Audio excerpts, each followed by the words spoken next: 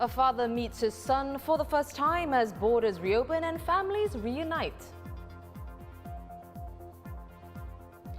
From today, all vaccinated travellers can enter Singapore without quarantine. And Shanghai extends its lockdown as videos emerge of what appears to be a protest.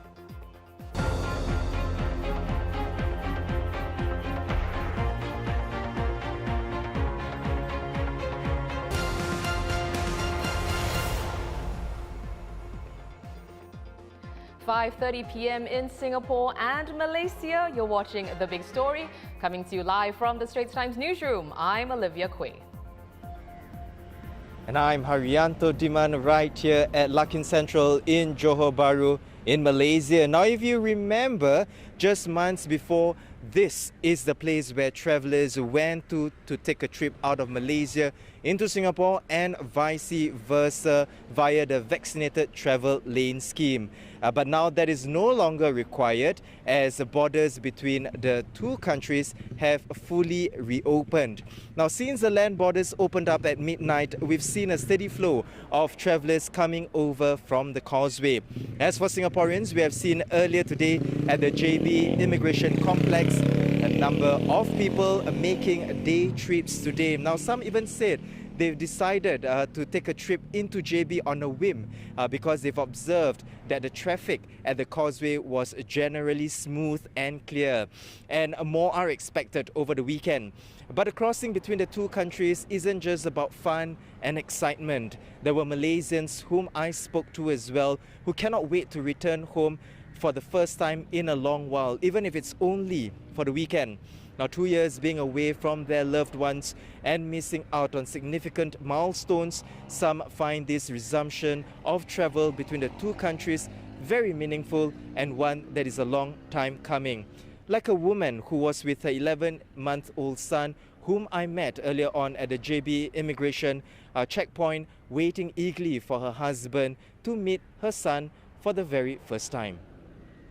I'm here waiting for my husband because this is the first time come back from Singapore and first time to see my son for the first time also. So how do you feel? Nervous, excited, shaking. I want to cry actually. I've been in Singapore around since January last year, and then the time when I go to Singapore, my wife is pregnant. Around 5 or 6 that time? 5 months already. And then since my boy is born, I haven't seen one. Now next year is becoming 1 year already. The first thing I want to see is my boy because I already got 4 girls. This is my other boy. That's why. Very touching moment indeed, and we wish the couple all the very best.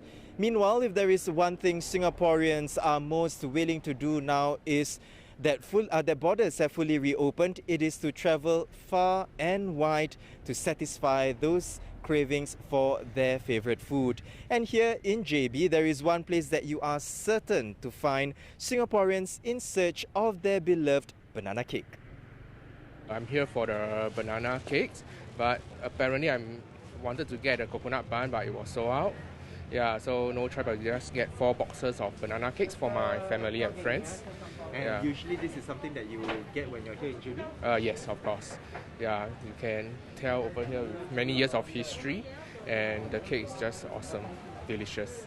I'm very happy that the border is now open. Right now I can drive in anytime, as long as I have a craving for the coconut bun or banana cakes. And for the past 2 years, I actually didn't get a chance to eat this, and the one I tried in Singapore, when I had any craving, just tastes so different. Actually today we didn't plan to come JB lah. So it was an impromptu last minute decision. We came here just in time for lunch, about 12 plus. Yeah. And are you deciding to stay overnight or is this a day trip? It's just a day trip. Yeah. After this we go and eat some more, then we go back to Singapore. Yeah. I hope the places that we used to visit before the pandemic will still be around. Yeah, because we plan to come back and visit these places often. After this, we are going to go find some massage place. Then after that, we are going to have dinner and then tapao dinner back to Singapore. Joining me now is our Malaysia correspondent Ram Anand. Ram, you know, being here in Singapore for me after 2 years, it's it's familiar yet a little foreign as well. You know, places that I used to know that were always filled with Singaporeans. Now it's almost like a ghost town. But you know, for you, really, how do you feel? You know, about JB coming back to life once again? I think it's a very sort of surreal feeling, like you described, but it definitely makes a huge difference because I've been here since Wednesday. I've been speaking to businesses here, and if you look at JB Central, where near the CIQ is, it's been pretty much a dead town for the past 2 years. And you start seeing not pre-pandemic levels, but you start seeing crowd trickling back in bit of numbers, and gives you hope that the businesses around the place can survive again. As you can see in Larkin Central as well, people are coming back, and they're trickling back in small numbers, and we expect that to pick up over the coming weeks as well. Yeah. You're right, Ram, just having what you just said right here at where we are right now, viewers, you may not be able to see, but from where I am standing, what I can see is really just empty buildings, right? Empty units. They were probably once occupied by businesses, but now they're just vacant. So Ram, on that note, how prepared are businesses in receiving travelers and the influx of people coming in? So I did speak to a couple of businesses since I've been here on Wednesday. Those who have managed to keep their businesses afloat over the pandemic, they're definitely very prepared. They've hired new staff. Some of them have gone back to pre-pandemic shifts. So they are very eager. The people I spoke to are talking about 70 to 80% of decline in businesses because Singaporeans couldn't come in. But of course, we also know of a lot of businesses that couldn't sustain because some just opened up a year before or even months before with the expectation that we'll have a lot of Singaporean visitors, and that didn't materialize, and they couldn't keep the businesses afloat.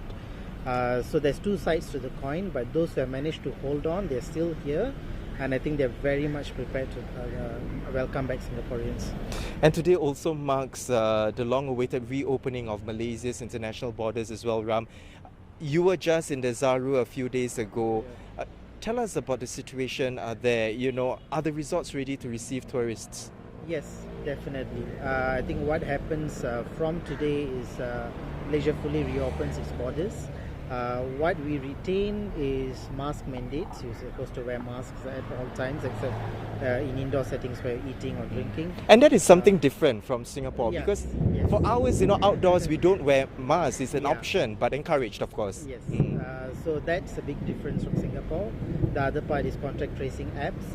You're supposed to download the MySejahtera app and use contact tracing at all times. We are back to full capacity in restaurants and this one, but of course we need to observe social distancing at all times, but it's not regulated in a quantified measure.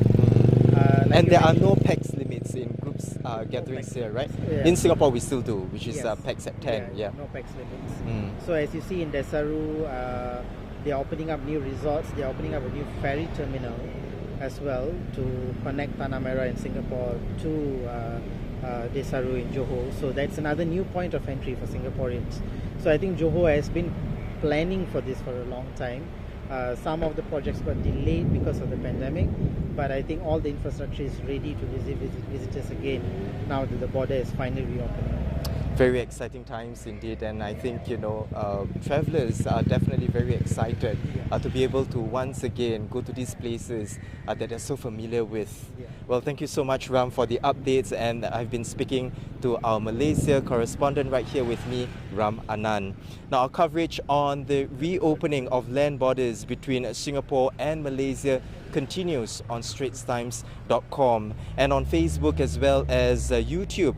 Don't forget to hit subscribe to stay informed and activate the bell icon on YouTube to catch live news updates. And that's it all from me. I'm Hairianto Diman. I'll see you guys soon. Olivia, over to you back in the Straits Times studio with the day's other big stories.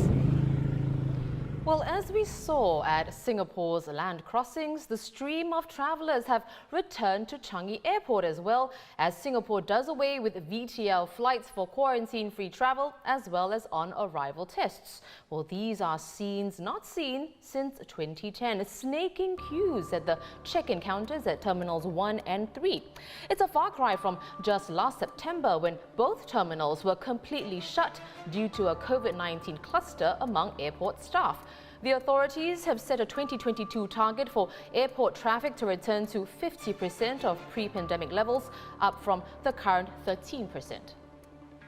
And to encourage taxi drivers to pick up passengers from the terminals, Changi Airport Group has incentive programs for the month of April. A one-time reward of $10 per day will be given to drivers who make at least 3 trips from T1, T3 or Jewel in one day. Trips must also be made during 3 time windows: 6 a.m. to 10 a.m., 12 p.m. to 1 p.m. and 4 p.m. to 7 p.m. If you've been vaccinated overseas and travelling into Singapore under the new vaccinated travel framework, your vaccination status in the Trace Together app will be reflected as fully vaccinated for 30 days. But those staying here beyond that time frame must have their vaccination records entered into the National Immunisation Registry. They must also be required to get additional shots to continue meeting Singapore's requirements for vaccination. Let's look overseas. Shanghai is extending the existing lockdown in eastern districts just as the western parts were shut down as scheduled, even as official numbers put local cases falling for the second day in a row. And there is growing discontent over these tough measures.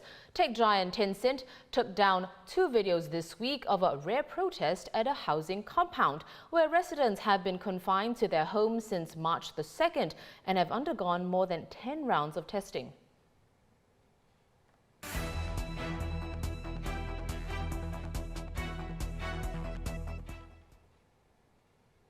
Also in the news, the number of job vacancies in Singapore hit a record high in December as economic recovery picked up. Manpower Minister Tan See Leng says the labour shortage should ease in the coming months as border restrictions ease and as training and career conversion programs are ramped up. The recent property cooling measures have slowed the growth of private home prices in the first quarter of the year to a mere 0.4%, which analysts say marked the slowest quarter-on-quarter price increase since the second quarter of 2020. For comparison, in the fourth quarter of 2021, prices jumped 5%. And just when Singapore is opening up, seafood restaurant No Signboard closes its Esplanade outlet, citing the costs of the past 2 years battling COVID-19's economic impact. It will continue to operate its other 2 restaurants at Orchard Gateway and North Point City.